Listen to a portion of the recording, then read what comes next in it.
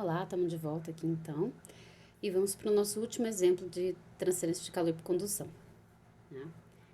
Esse exemplo 5 ele é parecido com o 4, só que ao invés de a gente ter uma tabelinha para preencher, a gente vai ter três casos diferentes, como vocês podem ver com mais detalhes no enunciado do exercício no vídeo da aula anterior. Tá? O que muda de uma situação para outra? O sentido positivo de x que a gente adota, tá?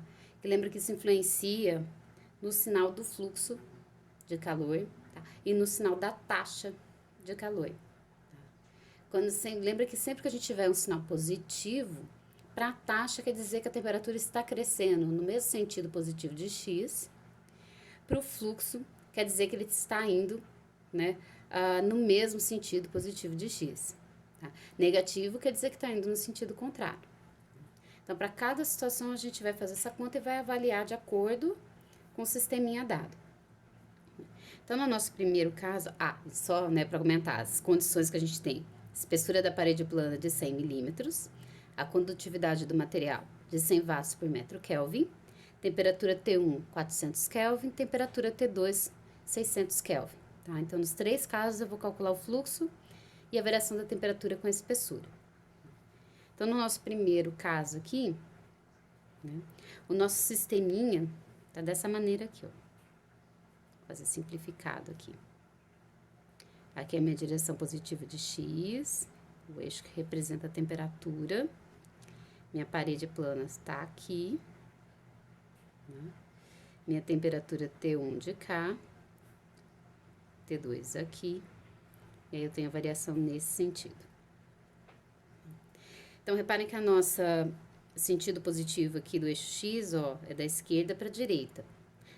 Então, o que vai acontecer com ΔT, ΔX? Como é da esquerda para a direita, aqui é o meu estado final e aqui é o meu estado inicial. Tá? Então, vamos começar pela variação da temperatura. Então, lembrar que ΔT, ΔX, lembra que isso significa final menos inicial. Então, seria como a temperatura final menos a temperatura inicial. Tá? O ΔX aqui, no nosso caso, é a própria espessura da parede. Tá? Bem, para a letra A, como o sentido positivo nosso é da esquerda para a direita, o estado final é T2 e o estado inicial é T1. Então, vai ficar T2 menos T1 dividido pela espessura. Então, substituindo as temperaturas, T2 é 600, T1 400, e a espessura, tá em milímetros, a gente tem que passar para metros, é só dividir por 1000. Isso vai dar 0,1 metros. Então, eu vou dividir aqui por 0,1. Então, esse resultado nosso aqui vai dar 2.000. Aliás, 2.000? A cola. 2.000 aqui, Kelvin por metro. Tá? Reparem que deu positivo. Porque, como T2 é maior que T1, conforme eu avanço na direção positiva, a temperatura vai aumentando. Então, por isso que deu positivo. Agora, vamos calcular o fluxo de calor, para esse caso aqui. Então, a gente tem que o fluxo, como a gente está trabalhando com ΔT, ΔX, a gente tem que ir na fórmula original. Então, é menos a condutividade vezes ΔT, ΔX. A nossa condutividade é 100, então vai ficar menos 100, e vezes a variação da temperatura que a gente calculou, tá? Que são os 2.000, com o sinal. Então, o fluxo aqui vai dar menos 200.000. Tá? Watt por metro quadrado.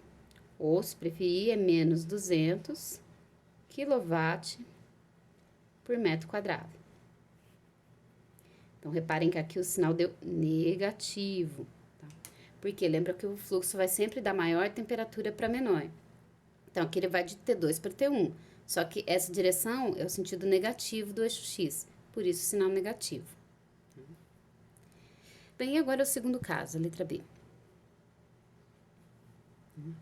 Aqui, o que vai mudar? A direção positiva de X. Agora, a gente vai adotar da direita para a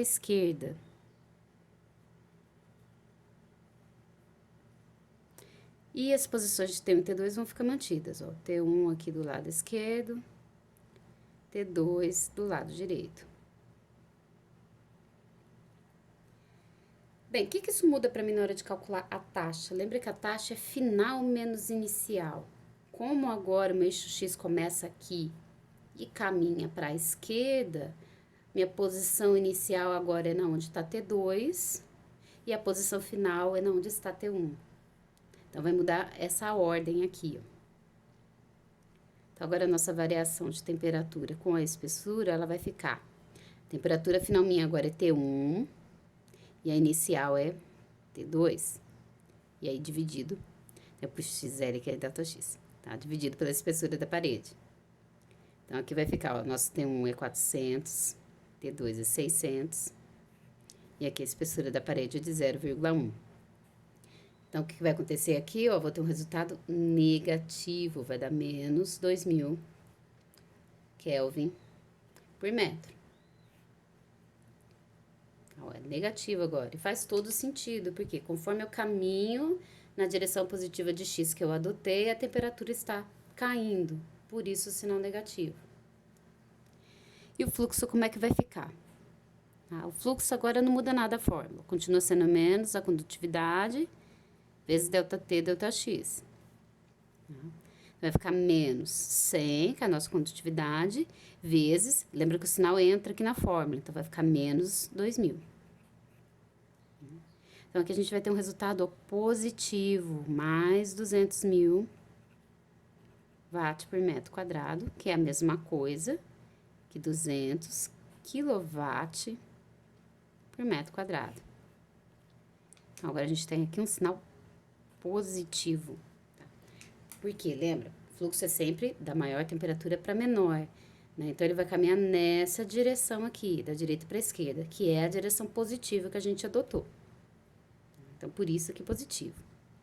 E por último, né, no último caso, a gente vai ter a seguinte situação. Eixo da temperatura, ó, sentido positivo de X da direita para a esquerda.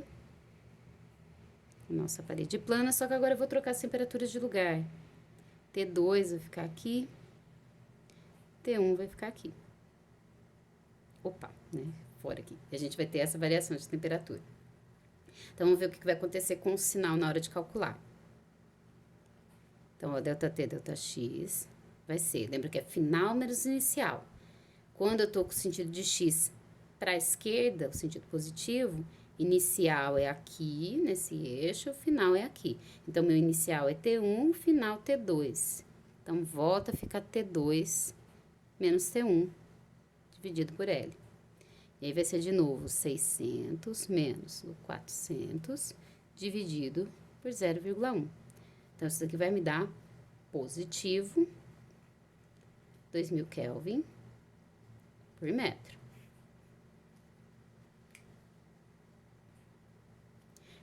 Então, de novo, conforme eu ando no sentido positivo de X, a temperatura está aumentando. É isso aqui que significa o sinal. E para o fluxo, tá?